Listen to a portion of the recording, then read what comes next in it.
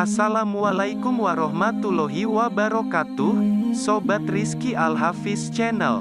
Kali ini saya akan membagikan kisah tentang paman Nabi Muhammad yang bernama Abbas bin Abdul Muthalib. Beliau adalah paman Rasulullah dan salah seorang yang paling akrab di hatinya dan yang paling dicintainya. Oleh sebab itu, beliau senantiasa berkata, "Abbas adalah saudara kandung ayahku. Barang siapa yang menyakiti Abbas sama dengan menyakitiku." Pada zaman jahiliyah, ia mengurus kemakmuran Masjidil Haram dan melayani minuman para jamaah haji. Seperti halnya ia akrab di hati Rasulullah, Rasulullah pun dekat sekali di hatinya. Ia pernah menjadi pembantu dan penasihat utamanya dalam Baiat Aqobah menghadapi kaum Ansor dari Madinah. Abbas adalah saudara bungsu ayah Nabi Muhammad, Abdullah bin Abdul Muthalib. Menurut sejarah, ia dilahirkan 3 tahun sebelum kedatangan pasukan gajah yang hendak menghancurkan Baitullah di Makkah. Ibunya, Natilah binti Habab bin Kulayb, adalah seorang wanita Arab pertama yang mengenakan kelambu sutra pada Baitullah. Pada waktu Abbas masih anak-anak ia pernah hilang. Sang ibu lalu bernadar, kalau putranya itu ditemukan, ia akan mengenakan kelambu sutra pada Baitullah. Tak lama kemudian, Abbas ditemukan, maka ia pun menepati nadarnya itu. Abbas kemudian menikah dengan Lubabah binti Harits, juga dikenal dengan sebutan Ummu Fadl, yang dalam sejarah Islam menjadi wanita kedua yang masuk Islam. Lubabah masuk Islam pada hari yang sama dengan sahabatnya, Khadijah binti Khuwailid, yang tidak lain adalah istri Nabi Muhammad. Abbas dan Lubabah adalah orang tua dari Al-Fadl, Abdullah, Ubaidillah dan Qasim bin Abbas. Pada tahun-tahun awal perjuangan Nabi Muhammad menyampaikan dakwah Islam, Abbas selalu melindungi Rasulullah dari orang-orang Quraisy yang hendak mencelakakan beliau. Walaupun pada saat itu, ia sendiri belum masuk Islam. Para ahli sejarah berbeda pendapat tentang Islamnya Abbas. Ada yang mengatakan, sesudah penaklukan Khaybar. Ada yang mengatakan, lama sebelum perang Badar. Ketika Rasulullah berhijrah ke Yasrib, Abbas tetap tinggal di Makkah, mendengarkan berita Rasulullah dan kaum Muhajirin, dan mengirimkan berita-berita kaum Quraisy, hingga berkecamuknya perang Badar.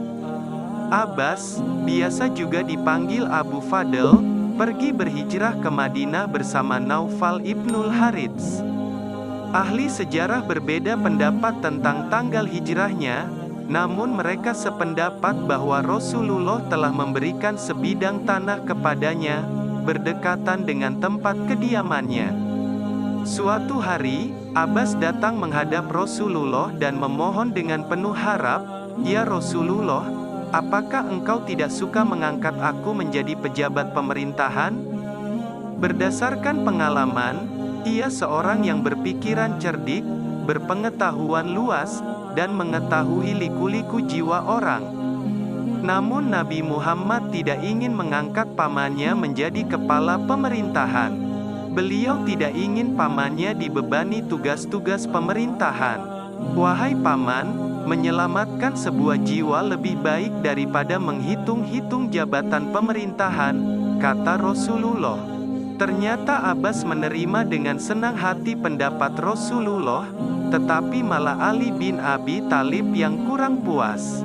Ia lalu berkata kepada Abbas, "Kalau kau ditolak menjadi pejabat pemerintahan, mintalah diangkat menjadi pejabat pemungut sedekah." Sekali lagi Abbas menghadap Rasulullah untuk meminta seperti yang dianjurkan Ali itu. Rasulullah kemudian bersabda kepadanya, "Wahai pamanku, tak mungkin aku mengangkatmu mengurusi cucian, kotoran, dosa orang." Rasulullah adalah orang yang paling akrab dan paling kasih kepadanya, tidak mau mengangkatnya menjadi pejabat pemerintahan atau pengurus sedekah.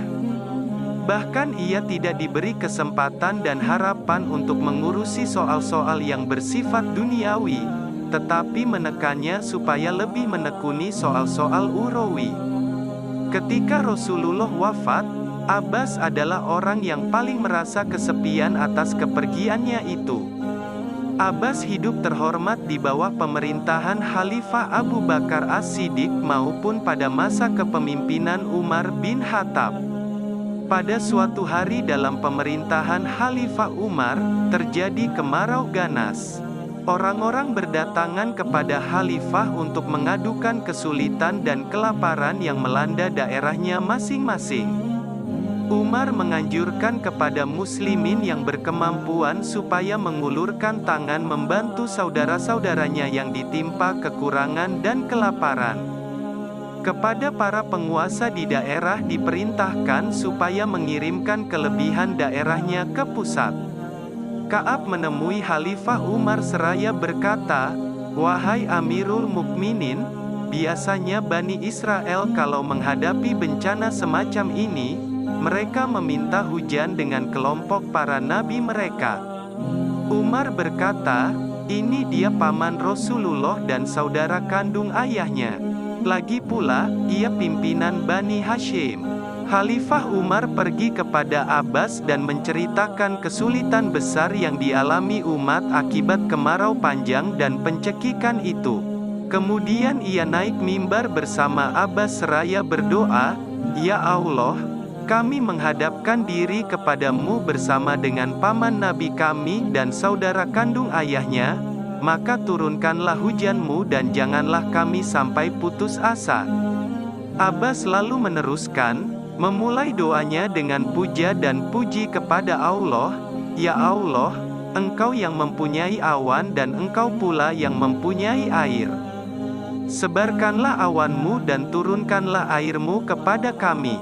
Hidupkanlah semua tumbuh-tumbuhan dan suburkanlah semua air susu. Ya Allah, Engkau tidak mungkin menurunkan bencana kecuali karena dosa dan Engkau tidak akan mengangkat bencana kecuali karena tobat. Kini umat ini sudah menghadapkan dirinya kepadamu, maka turunkanlah hujan kepada kami." Ternyata doanya itu langsung diterima dan diijabah Allah. Hujan lebat turun dan tumbuh-tumbuhan tumbuh dengan suburnya. Orang-orang bersyukur kepada Allah dan mengucapkan selamat kepada Abbas, "Selamat kepadamu, wahai Sakil Haramain, yang mengurusi minuman orang di Makkah dan Madinah." Abbas bin Abdul Muthalib, paman Rasulullah dan saudara kandung ayahnya, termasuk salah seorang tokoh sahabat yang ikut mengibarkan panji Islam. Sepak terjangnya dicatat sejarah dengan tinta emas dalam Baiat Aqobah Kubro. Ia bertindak sebagai seorang penasihat dan juru runding, menyertai keponakannya dalam majelis itu. Abbas wafat pada hari Jumat, 12 Rajab 32 Hijriah, dalam usia 82 tahun. Ia dikebumikan di Baqi, Madinah. Abbas bin Abdul Muthalib sempat mengikuti perang Hunain bersama Rasulullah dan termasuk pertahanan yang paling kuat. Ia ikut rombongan Ansor dalam Baiat Aqobah. Ia adalah paman Rasulullah dan salah seorang yang paling akrab di hatinya dan yang paling dicintainya. Abbas bin Abdul Muthalib baru mengumumkan keislamannya setelah Fatu Makkah. Padahal jauh sebelum itu dia sudah memeluk Islam, tapi ia menyembunyikannya terutama dari kaum Quraisy. Riwayat dari Abu Rafi, pembantu Rasulullah, mengatakan, "Aku adalah seorang budak milik Abbas bin Abdul Muthalib, Islam telah sampai kepada kami. Ahlul Bait." Maka Abbas pun masuk Islam, diikuti oleh Ummul Fadl dan diriku sendiri. Akan tetapi, Abbas merahasiakan keislamannya. Oleh karena itu para sejarawan Islam ada yang mengelompokkan Abbas ke dalam kelompok orang-orang yang masuk Islam belakangan.